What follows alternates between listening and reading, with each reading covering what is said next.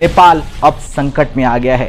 संकट ऐसा आया है कि वो सीधे भारत से गुहार लगाने पहुंच चुका है, भारत के सामने हाथ फैलाने पहुंच चुका है। सोचिए, अभी तक जो बालन शाह सरकार भारत को आंखें दिखा रही थी, वो अचानक से भारत से गुहार लगाने पहुंच गई कि भारत हमारी तुरंत मदद करो, वरना हम फंस जाएंगे, वरना नेपाल बर्बाद हो जाएगा। इन्होंने टैरिफ लगाया, भारत ने सिर्फ फ्यूल बंद करा गाड़ियों का 2 दिन में, नहीं टैरिफ वापस। उसके बाद न्यूज फैला दी कि भैया 30 दिन के बाद Indians have to go back. फिर यहां पर हंगामा, नहीं कुछ नहीं ऐसा, नहीं there is no go back, everything is fine. पूरा एक नोटिफिकेशन निकाला, जी ऐसा कुछ नहीं है, there is no such rule. ये चक्कर क्या है यार? Take a stand. आपको एंटी इंडिया जाना है, जाओ ना। प्रॉब्लम क्या है? व्हाई इज इट ये जो ऊपर नीचे गेम खेल रहे हैं? What is he trying to do? Nepal सरकार ने भारत के सामने खाद्य संकट को लेकर हाथ फैलाया है, भारत से सबसे बड़ी मदद मांगी है और भारत अब फैसला करेगा कि क्या उसे नेपाल को ये मदद देनी है या नहीं। जी हम इसको रीसेट करते हैं, इस ताल्लुक को रीसेट करते हैं।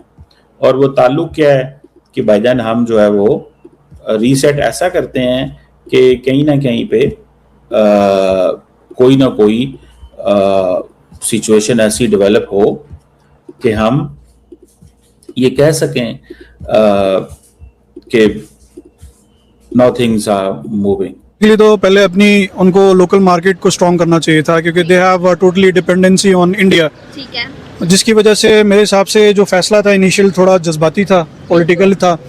उन्होंने पब्लिक सेंटिमेंट लेने के लिए या लोकल सपोर्ट लेने के लिए एक फैसला किया कि उनको वो एक पब्लिक एम्पैथी मिलेगी, लेकिन उससे आगे जाके जैसे उन्होंने शायद फैसला भी अपना रिवर्स। दोस्तों, जियोपॉलिटिक्स में एक पुरानी कहावत है कि आप अपने दोस्त बदल सकते हैं लेकिन अपने पड़ोसी नहीं, और आज नेपाल की सरकार को ये बात बहुत बुरी तरह से समझ आ रही है। पिछले कुछ वक्त से चाइना के इशारे पर भारत को आंखें दिखाने वाली वहाँ की सरकार आज एक ऐसी मुसीबत में फंस चुकी है जहाँ से उन्हें सिर्फ और सिर्फ भारत ही निकाल सकता है। दरअसल नेपाल पर इस वक्त एक बहुत बड़ा खाद्य संकट यानी फूड क्राइसिस मंडरा रहा है।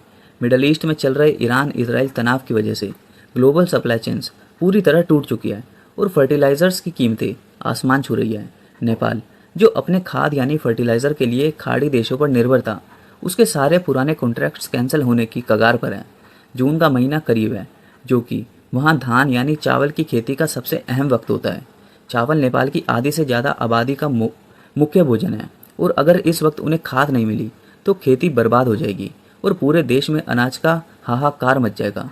ऐसे में चाइना का दामन थामने वाला नेपाल अब घबराकर वापस न्यू दिल्ली के दरवाजे पर आकर खड़ा हुआ है और उसने भारत से इमरजेंसी बेसिस पर 80,000 टन खाद की गुहार लगाई है, जिसमें 60,000 टन यूरिया और 20,000 टन DAP शामिल है।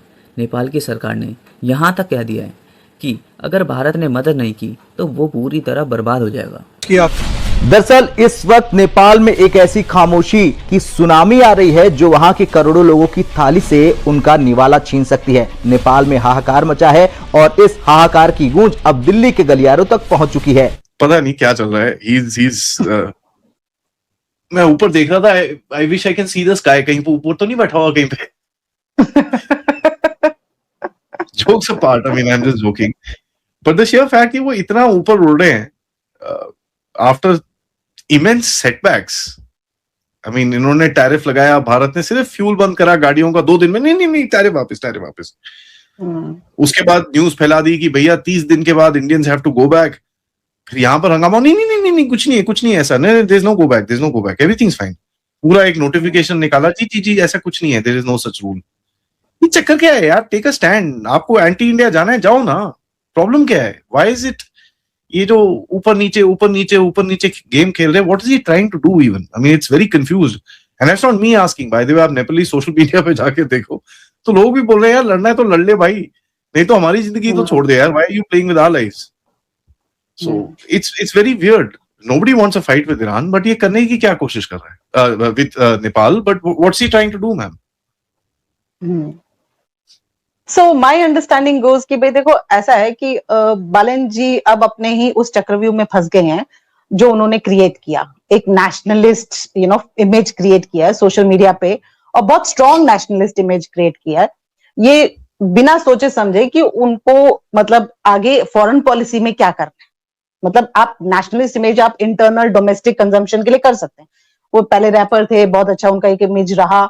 अब वो इलेक्शन ऐसे इतना ग्रैंड स्केल में जीते हैं, बहुत उनका एक वेव चल रहा था बालेन बालेन बालेन करके।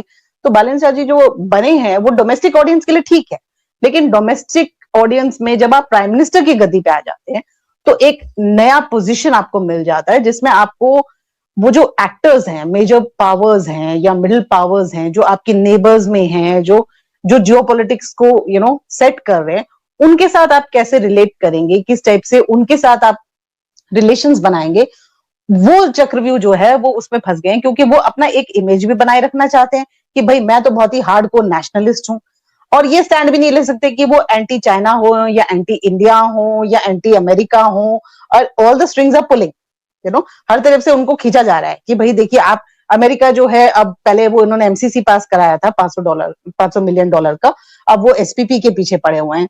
चाइनीज जो है वो उनका जो एम्बेसडर है, वो उनके पहला जो होम मिनिस्टर था सुदान गुरुंग जी के पास जाते हैं, उनके साथ मीटिंग करते हैं, उनको लिटरली ये धमकाते हैं कि भैया आप ये टिबेटन्स के लिए जो आईडी कार्ड वगैरह बनाने लगे हैं ये नहीं बनाने हैं, एंटी टिबेट आप पॉलिसी का सोचिए भी मत, अगर आप ऐसा कुछ करते हैं तो you are definitely going against China. तो अगर आप चाइना के अगेंस्ट जाते हैं तो जितने आपके प्रोजेक्ट्स हैं या इन्वेस्टमेंट्स हैं हम सब खत्म कर देंगे, हम कुछ नहीं करेंगे, और अमेरिका की ज्यादा अलाइन होने की जरूरत नहीं है अगर आप एसपी पास करते हैं, स्ट्रेटेजिक पार्टनरशिप प्रोग्राम यूएस का, तो नेचुरली आप चाइना के अगेंस्ट होते हैं, तो वहां पे भी वो नहीं जा पा रहे। अब इंडिया एक बचता है जिसके मतलब एक वो हिस्ट्री रही है नेपाल में कि हर प्राइम मिनिस्टर जो है पहले इंडिया को गाली देगा तो वो प्राइम मिनिस्टर बनेगा।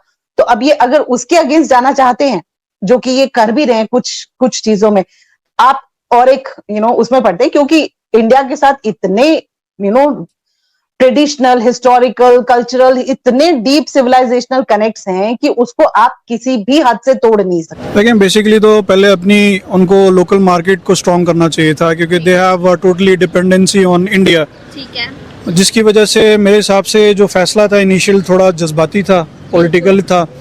उन्होंने पब्लिक सेंटिमेंट लेने के लिए या लोकल सपोर्ट लेने के लिए एक फैसला किया, ठीक है, कि उनको वो एक पब्लिक एम्पैथी मिलेगी, लेकिन उससे आगे जाके जैसे उन्होंने शायद फैसला भी अपना रिवर्स किया आफ्टर फ्यू डेज। ठीक है, तो मेरे हिसाब से ये थोड़ा आपको जियो पॉलिटिकल सिचुएशन को देखते हुए फैसले करने चाहिए कि आपके साथ जो कंट्री है ब्रदर, उसके साथ आपकी ट्रेड बहुत ज़्यादा है और आप उन पे डिपेंडेंट हैं, क्योंकि आपके लोकली कुछ मैन्युफैक्चरिंग या चीज़ें नहीं है। तो ये फैसला आपको उस हिसाब से करना चाहिए कि मार्केट पहले आपकी अपनी स्ट्रॉन्ग हो, आपकी लोकल प्रोडक्शन हो, मैन्युफैक्चरिंग हो, then you can take this kind of decisions. अच्छा, आपको लग रहा है कि जो नेपाल के प्राइम मिनिस्टर हैं वो अभी इतने मैच्योर नहीं है और वो इन चीजों की वजह से जो है वो फ्यूचर में अपना इंडिया के साथ रिलेशन खराब कर सकते हैं? देखें, जिस तरह के उन्होंने आते ही डिसीजंस लिए हैं, उससे तो जाहिर होता है मैच्योरिटी का लेवल उनका उतना नहीं है, is not that strong, he doesn't have that will and power to take decisions. तो उससे तो जाहिर होता है कि ये आगे जाके भी चीजें बिगाड़ पैदा कर सकती हैं उनके लिए। अच्छा, उनको देख के ना काफी दुनिया में बल्कि एक हलचल हुई थी, लोग इम्प्रेस हुए थे कि जेनजी प्राइम मिनिस्टर आ रहा है। उनको देख के जो बाकी कंट्रीज थी वो भी ये सोचने पे मजबूर हो गई थी कि हम भी इस तरह यंगेस्ट जो जनरेशन है उसको आगे लाएंगे। तो अब दुनिया को जो है आपको लग रहा है कि नजर आ रहा है कि नहीं भाई, जो हम पहले एक मैच्योर लीडर्स और वो लोग सामने लाते थे उसी तरह करना चाहिए यंग। देखें, जो साफ सी बात है, आजकल जो ट्रेंड है बेसिकली लोग जो फॉलो कर रहे हैं वो यूथ की तरफ देखने की कोशिश करते तो हैं कि आजकल जेनजियों का ज़माना है, जैसे आपको पता है, बट उसमें जो वो लैक करते हैं that is lack of experience, lack of decision maturity. वो इस तरह के फैसले, वो जज्बातीपन, वो फिर इस तरह आपकी कंट्री को भी नुकसान हो। दोस्तों, अब इस पूरे जियोपॉलिटिक्स के खेल में सबसे बड़ा पेच डिलीवरी टाइम को लेकर फंसा है। नेपाल ने डायरेक्टली गवर्नमेंट टू गवर्नमेंट यानी G2G मैकेनिज्म का इस्तेमाल करते हुए भारत की सरकारी कंपनी RCF से मदद मांगी है। RCF ने इस मैसिव ऑर्डर को डिलीवर करने के लिए 120 दिनों का वक्त मांगा है, लेकिन नेपाल के पास इतना लंबे वक्त नहीं है। उनके अधिकारी लगातार भारत से अपील कर रहे हैं कि इस डिलीवरी पीरियड को कम किया जाए। दोस्तों, ये पूरा सिनेरियो भारत के कूटनीतिक दबदबे का एक बहुत बड़ा प्रतीक है।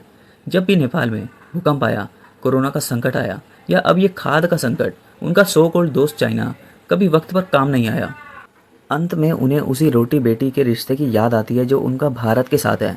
हालांकि भारत के सामने अपनी खुद की डोमेस्टिक डिमांड्स भी हैं, क्योंकि हमारे अपने करोड़ों किसान हैं जिन्हें वक्त पर खाद चाहिए, लेकिन फिर भी भारत हमेशा नेबरहुड फर्स्ट पॉलिसी पर चलता है। ये मुद्दा सिर्फ एक ट्रेड डील का नहीं है, बल्कि नेपाल के आम नागरिकों के सामने ये साबित करने का है कि मुश्किल वक्त में उनका असली और अकेला सहारा सिर्फ भारत ही है। देखना दिलचस्प होगा कि क्या भारत इस बार भी अपने पड़ोसी धर्म को निभाते हुए नेपाल को इस बर्बादी से बचाएगा या उन्हें कूटनीतिक तौर पर थोड़ा और इंतजार करवाएगा। आपको क्या लगता है, क्या भारत को अपने किसानों के हिस्से की खाद नेपाल को इमरजेंसी में दे देनी चाहिए? अपने विचार कमेंट सेक्शन में ज़रूर बताइए।